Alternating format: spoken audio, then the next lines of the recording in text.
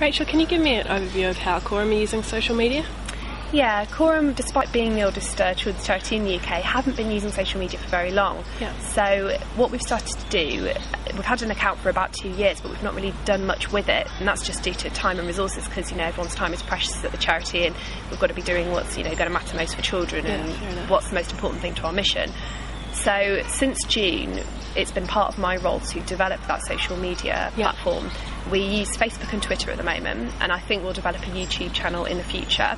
But you've got to manage your platforms kind of in order with how you can resource them, so there's no point in having an account and then not really doing anything with it. Eventually people stop following you and it'll lose momentum. So the one that we update the most is Twitter. We tend to use Facebook to engage people with slightly more with content where they can comment more and talk more within that kind of closed space. We have slightly less followers than we do on Twitter, on Facebook than we do on Twitter, which I think is quite normal of social media usage. On Twitter, we'll update people basically according to thinking about who our audience is. So for us, our audience is a combination of people who may have an interest from the point of view of being a service user. They may want to adopt, or they may be somebody who's accessed creative therapy. There may be a person that's been adopted or has a connection to the Foundling Museum and has got some sort of historical connection with somebody in their family being adopted. So some people have got a very personal angle on it. Other people are corporate supporters of ours who are engaged with us, but who they may not always have the time to read all their emails, or they may not be able to come to every meeting, so it's just about giving them little updates and little flavours of our work, little sort of tidbits that they might not have known about, but they think, oh, that's a really great event, I'm still really interested in what Coram are doing. So we also have to think about local authorities who commission our services and may want to see the value of what we're doing with parents in Ealing, or how we're helping young people in sort of Kensington and Chelsea. So it's all about keeping those little pieces of photographs of events that we're doing, or drawings perhaps that some of the children have done that we want to share. And then we've also got journalists who are out there in the media, so we need to keep them informed of our work, and also other charities, because we don't have a campaigns function, but that doesn't mean that we shouldn't make the effort to look at what other children's charities are doing and how they're making meaningful changes for children and families, and then we can support initiatives that we believe in that are aligned with our policies. So once you understand your audience and the kind of what they're looking for and the potential, and you test it all the time, you don't necessarily know as in your organisation, this is who our audience are and this is what they want to hear. So you put things out, and the ones that you get the most interesting responses to, and the new people that start to connect with you, that's how you start to sort of funnel down what you talk to people about and work out what's the most effective use of your time, really. And can you tell me what you found is the most effective for you? What kind of content do you get feedback on? I think for us, because we don't have that campaigns function, part of our mission really is to promote and develop what matters most into the care of children and young people and families, really. So we'll talk about articles that key publications for us, like Community Care, which deals with a lot of social work. We follow closely what their journalists are doing, and they might send us an article, and we'll maybe comment back on that through our website. So we're going through different platforms, and then later on Facebook we might ask people a question about what they thought about the story. So it's just moving people through the channels in that way. One example that's quite nice to talk about is recently our Coram Life Education scheme was featured in the Times Educational Supplement.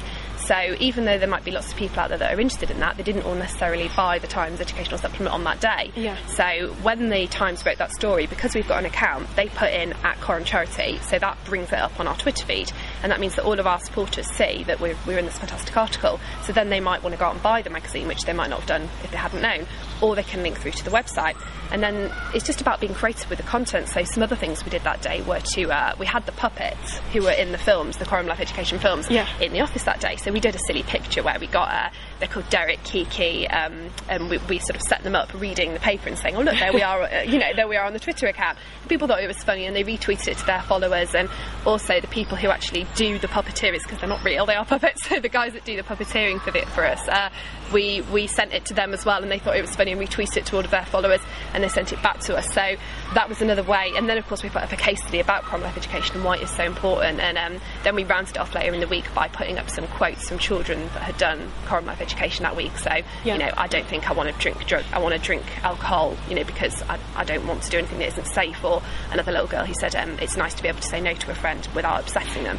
So just those skills that children have that they get from our scheme. And later on we're going to be producing some video content around that, and it will be another way to point back to that coverage and bring it up again. And I think it's about thinking about your content as kind of a package or a theme for an audience, because Twitter's constantly changing, so if you kind of go on too many tangents, maybe people won't know why to follow you, whereas if you start to package your content up so it's more accessible to them and, you know, have a bit of fun with it. You know, if it's appropriate and it's something fun like, you know, puppets and Coram life education, then, you know, do what's appropriate to the thing you're talking about, really. Yeah, so it sounds like your social media needs to be quite connected with your website and all the other things that are going on.